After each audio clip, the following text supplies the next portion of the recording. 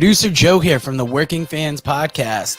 And at the Working Fans Podcast, this is just a podcast that three lifelong fans created to have a place to talk comedy and pro wrestling. Now, our comedy podcast releases every Tuesday, while our wrestling podcast releases every Thursday. We release bonus episodes under the moniker Working Fans Presents every now and then. You can find us on Apple Podcasts, Google Podcasts, Spotify, Breaker, any major podcast provider. The important thing is just please like, rate, review, subscribe wherever you listen to us. Now, we have started a new thing. We are now on Amazon and Audible. So those episodes release every Monday. And that's kind of going through the archives and just releasing our old episodes in a new area. So if you want to live through the process with us again, take that journey with us again, you can find us over on Amazon and Audible. Now, if you can't get enough of us in the audio form, check out our YouTube. It's youtube.com/C/Working Fans Wrestling Pod, or just search Working Fans Podcast on YouTube. We have the whole archive is up there. And if you listen to the Working Fans Podcast, you are more than familiar with the 531. That is our signature segment where we take your top 5 lists on a particular subject, vote it down to a top 3, and then debate it down to a top 1. Now, guys, if you want to hear 3 guys talk shit about comedy, wrestling, life, anything, you will enjoy the Working Fans Podcast. Saturday, episode 41. It was a big night last night in wrestling, and there's a big weekend ahead of us. So after the intro, I'm going to bring in the guys, and we're going to talk SummerSlam, TakeOver, Rampage, and Sunday's Beyond Wrestling's Americanrana 2021.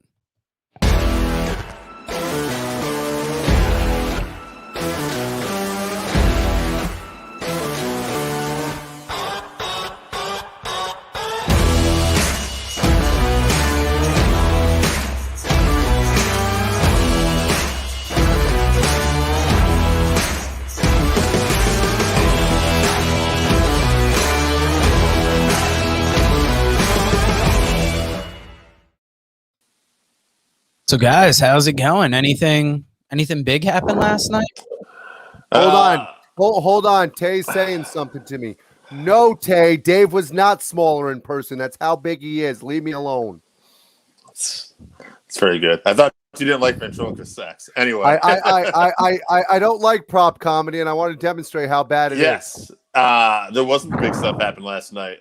Christian Cage retained the Impact title over Brian Myers. How exciting was that, huh? Oh, man, We've been building to that for a while. That Emergence pay-per-view crept up on all of us. And what a shitty night to run a pay-per-view like that, because SmackDown, the go-home to SummerSlam tonight aired, and that was pretty big. Well, I thought the Good Brothers stole the show, quite frankly. I thought the Good Brothers came through as usual. You can always Magic Killer and a Too Sweet Brother. Exactly. Once that happens, I mean, let's face it, they've been carrying the Elite for years. And first they had to do it, in Japan. Then they had to come to the WWE and carry AJ's sad ass. And now they're having to carry the rest of the Elite on AEW and Impact. So, yeah, it's been brutal. Man, so we'll just get into it. Me and Joe were just recording an episode, and we talked about this a little bit. But Jesus Christ, could you have not only could it come off any better? CM Punk's fucking debut, guys. Like, I was saying this, like, I mean, it was epic anyway. It was huge, right? But I mean, Chicago, it just made it. People were crying, AJ. I have not seen that kind of genuine emotion since the tribute to show to Chris Benoit. I just haven't seen the outpouring of sadness and emotion and then joyful tears celebrating a man. And it was great to see.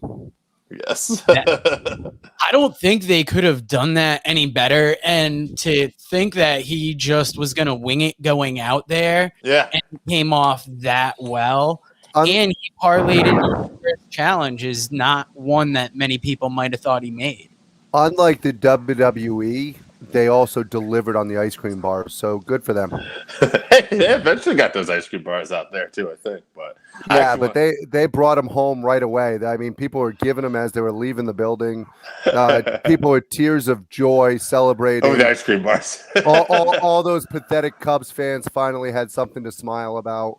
And one of those ice cream bars is on eBay for $1,000 US, I believe I saw as of this moment. So that had to have melted by the time they got home. That can't be worth. Dude, maybe they live in Chicago. I mean, it is cold there. I don't know what you would have thought going into that arena. I mean, you obviously had to expect Punk, but to actually see it happen, like, I was emotional on my couch. Like, holy shit, this is going to happen. They did it right. And it's far off enough where they leave you wanting something. Like, we've got the main event for All Out now. We have to. Well, he was so genuinely emotional himself, and thankful, and even when he talked about his journey and talked about letting the fans down and understanding where they're coming from, and that they had to understand what he went through working for the WWE, and how when he said getting back to pro wrestling, it's absolutely incredible. Yeah, and like I was saying to Joe, like he just was very honest about it. He didn't take the typical, I got out of my prison thing that a lot of wrestlers are doing now. He just said he had to do it for his mental health. He never mentioned WWE by name. Obviously, we know what he's talking about. But like he just said for his mental health, he had to get better. And I thought, what an honest approach. And that's good life advice, too. Like, if you're in a situation or a job where you feel it affecting you negatively, you have to get out to better yourself. And I think that is an interesting story to tell. And that's all he could have done at that time, because there was no AEW. There was no other promotion. So he didn't have that choice. He had to leave. And I think you could tell over the years how much his time in WWE really messed him up, because like he wasn't even on board with AEW right away, like a lot of people. Like he wished the best, but he was always skeptical of like things. You could tell. Like it took him a while to kind of like okay. And now here he is. Just a awesome return. I would say it would have been a big return no matter what, but the fact they did it in Chicago made it one of the biggest returns of all time. Well, they're also smart. They saved it for the live crowd. They could not have done this in front of a non-live crowd. You have to have those fans there. And don't get me wrong, he would have gotten that pop no matter where he went. But to that level. but to that level with Chicago and the way the fans, first of all, Chicago fans are insane to begin with. Sure. And now you're taking their hometown kid. This is a kid from Chicago, a guy who absolutely loves the sport of wrestling, loves what he did prior to the WWE, talked about his emotions leaving Ring of Honor, those matches, wrestling, and then talked about his journey. And I'm interested to hear more about his journey. It was so powerful. Yeah, the only thing I would say, me and you talked about that, they did something we probably didn't agree with, but maybe I think it's going to work out better now the more I think about it, was Darby Allin being the first guy. Like, I know we were leaning towards MJF, and when they put over MJF so strong over Jericho this past week where he tapped out Jericho, I thought, oh, we're setting this up. That Darby thing was just a misfire. But now I think we're doing this to help build Darby, and I think it's going to be a situation where MJF or somebody is going to, get Punk after this. Although I will say this, even though obviously he's an old man, but he's been showing great things. When they pointed up at that fucking on the catwalk there in the rafters, yeah, that's Darby Allin, but that's Sting next to him too. And then like the dream match kind of kicking your head, like, not a we're not gonna get a 60-minute match, I get it, but man, to see Punk and Sting in the ring at the same time. Sting actually put out something last night where he talked about it. He said how much he would have loved to have wrestled Punk 30 years ago. Sure. And that he wished he would have had that opportunity. However, he did also still talk about being interested in having the match with Punk. And, sure. I think it would be really good. Yeah, it opens up so many dream opponents like we talked about a couple weeks ago. And it's just exciting. I'd almost like to do that list again now that we actually see him, to see, do our choices change? Like, because he's excited to work with younger people, and that's really exciting to hear. Hey, Yeah. quick side note, by the way. This has nothing to do with the rest of the show. I just wanted to get this out while I was thinking about it. Talking about Sting, right? And the close of last night's show. If you're 2.0, the former Everrise in NXT, how fucking excited are you right now? Like, you're jumping Moxley at an angle. You're working with Sting and Darby in tornado matches. Like, this is insane. I just heard an interview with the guys on Talk is Jericho podcast. They're great guys that had funny stories about their time in WWE. They didn't really bury them, but they just had funny stories about how they actually managed to get a tryout and how they actually got booked and everything. And they're fun guys. And I'm just, after listening to that interview and then seeing last night between them and Daniel Garcia, awesome to see. Daniel Garcia is fantastic too. He's I love awesome. his style.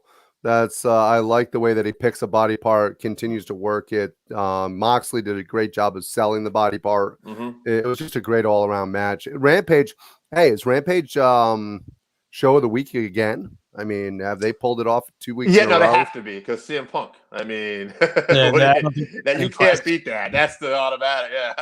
So. I mean, really, the only thing that I didn't overly care for on the show is I'm not overly impressed by Jade Cargill so far. I thought that match was a little bit of a miss. It showed her dominance, but being a big fan of Kiera Hogan from Impact, I was like, this is not the way I would have liked to see that go down. Jurassic Express and Private Party had great chemistry together. I haven't been a big fan of the Hardy family stuff, but I thought that match was very well over a Chicago crowd. I thought Jurassic Express did almost as good as Waves and Curls. Okay, which was a shout out to Northeast Wrestling, which we saw last week. Now, guys, good times, by the way. Anyway, unfortunately, WWE is trying to run a pay-per-view tonight, and I think after last night, I don't know how it's going to hit. I mean, you got Roman Reigns and John Cena on top for the Universal Championship. That is maybe one of two interesting matches, I think, on this show. Yeah, and Sasha Banks, last I saw, unable to compete. What? Really? That was what I literally just read that a few minutes ago. How did you not drop breaking news on us? You didn't drop breaking news for that? What the fuck, bro? I think he surprised himself with that. That's how breaking that news is. On PW Insider, they were talking about the show, and they were talking about how Sasha Banks right now still has not actually been cleared to wrestle. Interesting. I don't know if you could trust those guys, but if you look at the Raw Women's Championship, you got Nikki ASH versus Rhea Ripley versus Charlotte. That's 2/3 of an amazing match, I think. Come on now, you got to be fair. Rhea Ripley will keep up with them. The WWE Championship, Lashley versus Goldberg. Like, it feels silly to talk about this card after talking about and watching CM Punk. I'll tell you what you are forgetting, though. There is something, and I've not been a fan of this guy and his new character lately, but they're going to tear it up. Seth Rollins and Edge are going to have a hell of a match tonight. Like, that's got to happen. I'd be shocked if they didn't. Well, what's crazy is if you look at this card, there's only 3 non-title matches, and that's one of them, and that's probably the biggest of them. So let's talk about things that haven't clicked with us, because you've got Seth Rollins, who's this new character, really does not click with either me nor Dave, which is something we agree on. But how great was Edge's promo last night? He continues to just hit it out of the park. He's a veteran. He's great. Yeah, he's doing a great job, and I think the match is going to be fantastic. Like he said, whether you like Seth Rollins or you don't like Seth Rollins, whether you like his new character or don't like his character, he's still one of the best wrestlers in the world when they let him do what he can do. Joe, you have that SummerSlam card up, I'm assuming, then? You know I do. So, right next to me, what you need? Are the Mysterios wrestling the Usos tonight? Is that one of the matches? Yes. That's where I was going to go next. Which title match are you most excited for? Raw with AJ Styles and Omos versus Riddle and Randy Orton? Or is it the Usos versus Rey and Dominic? It's actually the Usos and Mysterios. Me and Dave are thinking the same thing. I think I can tell by the look in your eyes. I do too. Which blows me away, but I think he's a young kid. But, I think he's turning on his dad tonight. Yeah, it's crazy because there's been little things, Joe. If you haven't watched the show too much, but it's like, oh, you're so lucky. Yeah, Dominic was says little things like, yeah, we're gonna beat him. Okay, and Ray's like, no. Keep your head in the game. Don't get too cocky. He's like, okay. and then he tried to help his dad cheat last night and got caught, and then they ended up losing the match. It seems like we're setting the seeds for a potential breakup. So are you saying we're getting Dominic Guerrero tonight? Dominic That's Guerrero. what it sounds like. Yes, that would be an instant heel turn if he did that right there. Yeah. I mean, I would like to see Riddle and Randy Orton win, but yeah, that'd be interesting. Guys put it up like that. Usos versus Ray and Dominic seems to be where it's at. Riddle was on Ariel Helwani's show for BT Sports, and they were talking about SummerSlam, but obviously he has the MMA background, and he talked about representing MMA as a pro wrestler, and the guys like Ken Shamrock and Dan Severn and all the legends to do it. And he mentioned even Goldberg. He's like, Goldberg had a sparring thing. He kind of said it jokingly, but he actually said that him and Goldberg kind of squashed it. He had an interesting story that Goldberg was coming through the back, and he's like shaking people's hands, or actually right before he goes out, and he didn't see Riddle, and then he looked up, saw Riddle, and he's like, "We're good, kid." He's like, "All right." He's like, "Good luck out there, man. Go kill it."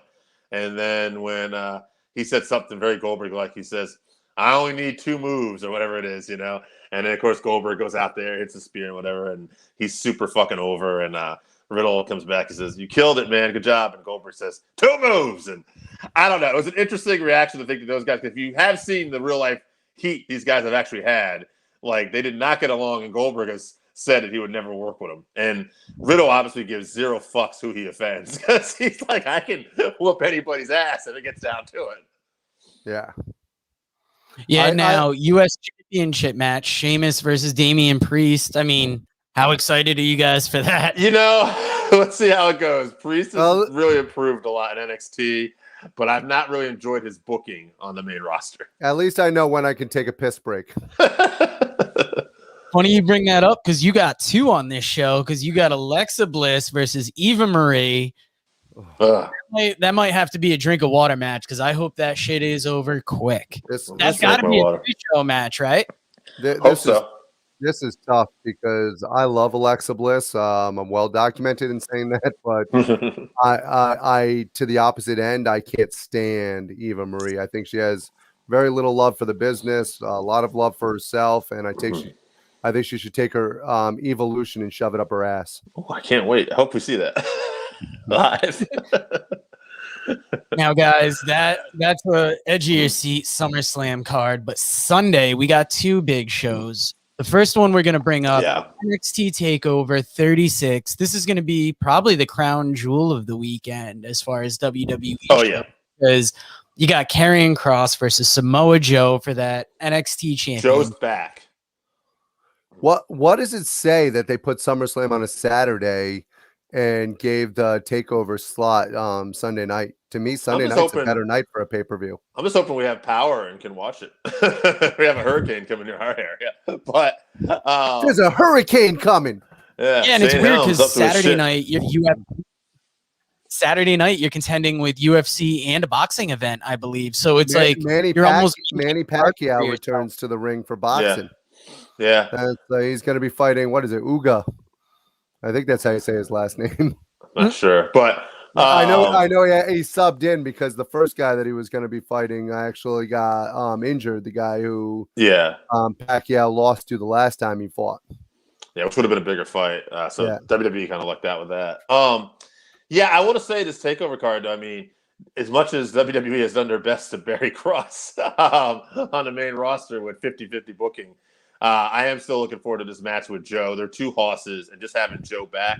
I think you got to put the belt on Joe, though, given that Cross is going to be on the roster, and at least I hope that's what we see. But, Joe, I know you want to go up and down this card, but, man, Walter and Dragunov 2, I mean, that's what this that's the only match I'm looking for. That's the match of the fucking weekend. Like, I love Joe. I love Cross. Yeah, I can't wait to see how that goes out, but, I mean, Walter and Dragunov 2, like, if you're not going to be there to see it, go out of your fucking way to see it after.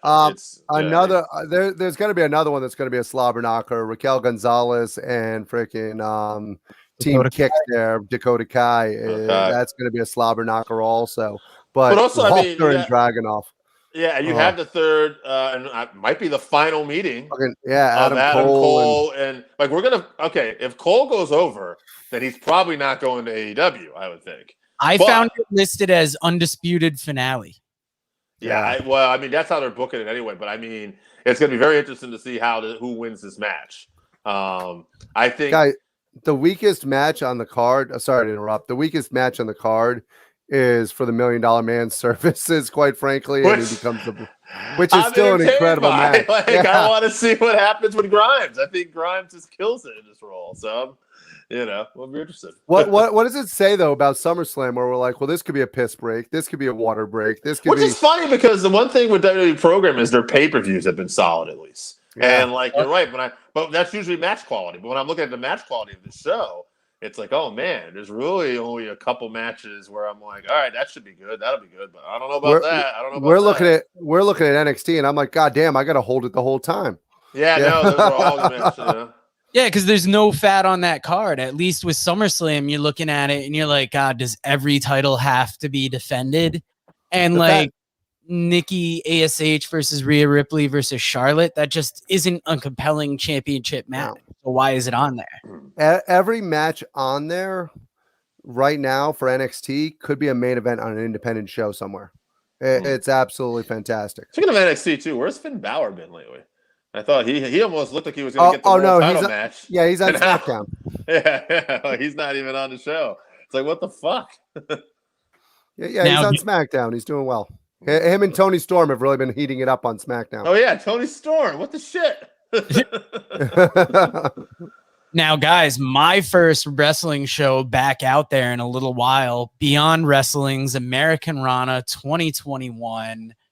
It's a packed card. You got Chris Dickinson versus Wheeler Yuta, Richard Holiday, Logan Easton LaRue, and Alexander James. Matt Cardona versus Teddy Goods. You got Kimber Lee and Jordan Grace versus Layla Hirsch and Masha Slamovich. Oh, yeah. Cute Dutch versus Dan Barry, former tag partners. They've done this before. They're going to do it again. Tony Deppen versus Rhett Titus. I can't wait to meet Matt Cardona. I think that's going to be the big part of the week. A lot of Ring of Honor and AEW talent on this show. I'm a big fan of Layla Hirsch. I think Layla Hirsch is freaking awesome. Masha Slamovich just debuted on AEW Dark, too. I think she was the one that lost to Nyla Rose. I could be wrong, but she was on there. She looked good. They gave her some offense. So, yeah, you've also got Willow Nightingale versus Alec Price versus Trisha Dora versus Matt Mikowski. We're seeing some top female talent there. And the show's at 6, but it's preceded by a Women's Wrestling Revolution show at 1. Have you seen Willow Nightingale? I have on some independents, yeah. Is she got like a giant afro? Am I thinking of the right girl? Yeah, I just saw her on Women of Honor. She looked really good. That's why I want to make sure. So now, speaking of the hurricane, has there been any word if that might affect this, since it's supposed to be hitting Massachusetts badly? I haven't heard anything yet. I actually got a message, Scott from Voluntown, to find out, because we're trying to find out what time we're leaving, but it's almost like, will there be a show? Yeah, because I know this takes place in Worcester, so you're talking about maybe being right in the eye of the hurricane. Well, that thing keeps moving around too. I heard that thing was going to be late tonight to early tomorrow, and then someone else came and said it might actually take off at like 8 o'clock tomorrow night, which would be. Yeah, I heard it could get pushed back too. So that's So who knows? Who knows what to expect? But I got a giant tree in front of my house that was supposed to get removed, but they're waiting to do it. And I'm thinking, like, man, I hope that's not going to be a week fucking behind. Be sitting there with my fucking cat with a tree in my house, like, where am I going to live now? Hey, Joe, I'm coming home, baby. I'm coming home. Shit, it's got to be the working fans apartment here. Yeah. Just temporarily. That insurance check will come in. We just got to give it time. We got to give it time. Yeah. So it's not my fault. Don't worry, Dave. I got plenty of room here for you. Oh, great. That's what I want to make that trip every day. Run me out of business. Yeah, it's scary how it might affect everything. But that Americanrana show, if it is able to take off and able to actually do what we expect it to, is going to be a heck of a show. I know the name of it is Take Me to Heaven. So for wrestling fans, that might do it. Is there anything else going on this weekend? Man, I think we covered everything. We covered it, but let's end like we used to. What is each person's match of the weekend that you're looking forward to? God. Since I won't be at Americanrana, it looks like, I'm going to say, Dragunov Walter too. It's got to be. Yeah. I mean, there's some other good matches out there, but that match, if it's anything like their first match, it's one of the best matches of the year. Those two are going to beat the living hell out of each other. Once again, I hate to agree with Dave, but I'm going to agree with him here. If I have a second match, believe it or not, it's actually Edge and Seth Rollins, just because of the story going all the way back to when Edge was injured. Yeah. And I think they will pull off a hell of a match together with great chemistry. In all seriousness, too, as much as I gave Rollins shit, they did do a good job of that last night. They did paint that back to when Rollins threatened to like stomp his neck back in the day before Edge was medically cleared, and they played off that. So it was kind of cool. I'm also interested to see if at any point this actually brings Becky and the Glamazon, Beth Phoenix, back into wrestling. I know she's been training very hard. I saw pictures of her. She was on her vacation, and they showed her in the gym working her ass off. So is Indy Hartwell going to impregnate Dexter Lumis too? Is that what you? Oof. I know Daniel Garcia couldn't impregnate Mox last night, but hey, one other thing too. While we're talking all this wrestling, do you think that Cross is walking out with he's losing the belt, right? Like Joe's got to have this belt. I think so. I think he's staying on the main roster. So yeah, I would imagine. And also Jericho. Not on the show last night. They said he'll be back next week. I thought he was going to take more time off. Yeah, that's. I have a serious question for you. Sure. When it comes to Cross, is the WWE just completely trying to fuck him up? Is that why there's no Scarlett? They're like, not only are we going to do the jobs, but we're going to take Scarlett away from him also. Is that what? It's very his booking's been bizarre because then he beat Jeff Hardy rather quickly this week too. Yeah. Almost like it's the way you would have debuted him to begin with. So it's just bizarre. Like, it doesn't make any sense. And he's like 50-50 with Keith Lee, too. And it's like him and Lee shouldn't even be near each other right now. They should be building up Lee, and they should be building up Cross separately. So we have two established stars that we all know they could be. So I don't even know. But why no Scarlett? I don't get it. That whole gimmick that they were doing with her coming out and then him coming out was over insanely. WWE just, as usual, shooting themselves in the foot. I don't know why Vince wouldn't have liked that, but I'm also interested to see what the ratings are for the show Rampage? last night. Yeah. I'm curious too. I wonder if was the week before was 750 or around there, 740 something. Not bad for a Friday night show at 10 o'clock too. I would think they have to blow that out of the water this week. I think they're gonna. Well, you would think. It is still a tough time slot though. Yeah, and it's not like they took a big ad out in the paper that said CM Punk will be on here. No, but I can tell you, even at work, people everywhere around my work were actually talking about it, believe it or not. And I wonder if this is in a restaurant, and they're just literally everybody's going, yeah, oh, I can't wait to get home and see CM Punk. But does that translate to a bigger number on Dynamite? Yeah, that's well, I'm hoping that's I mean, it could also take away from it because it's not the first. Right. That people are going to see it, but I think people are going to tune in this week. Yeah, but I mean, off the buzz, like people who maybe didn't catch it live Friday, well, they tune in Wednesday now. I think they will. I think people are going to tune in droves on Wednesday. I think you're going to see a real big number. Yeah, it'll be interesting to see. And then we got Bryan Danielson possibly coming up in the future, and then who knows? Well, especially since about Bray Danielson Wyatt also claims to be the best in the world, so. I don't know if I believe that, but actually I didn't see anything about it. But someone was trying to claim that Bray Wyatt was seen last night in Chicago. I think that would have made my news. But yeah, I saw a picture of him sitting in a seat, or a guy that looked like him. Yeah. He looked like him. It could have been him. I mean, Bray Wyatt was seen in Chicago, and it's a guy like it didn't look like too far up, like maybe mid-level seats. Well, we can solve this. Did the guy have a beard? No. I just quickly looked at it. Yeah, the reason why I say that is because Bray Wyatt was on Instagram earlier in the day. He shaved his beard. So, all right, there you go, folks. Working Fans Podcast, bringing you up to date on Bray Wyatt's grooming situation. Did he shave his nuts too? He put that on Instagram. I don't know if that would help us identify him. Sucker. Isn't that Oh, that's right. We got your butthole is another form of identification, right? Not your nuts. I think that's right. Don't they ask you that? Like you're a police, they ask you to spread your cheeks or something like that. I think that's to looking make for sure there's drugs. nothing. Yeah, that's to make sure you're not hiding anything in there. Oh, I thought that was a form of identification. I've been talking to the wrong cops. You think that's how they fingerprint you? I thought if I didn't have my license, I could like do that somewhere else. Like, hold on, I got this. All right, guys, let's end on that note, and we'll talk to you again next week with more interesting forms of identification. Well, we're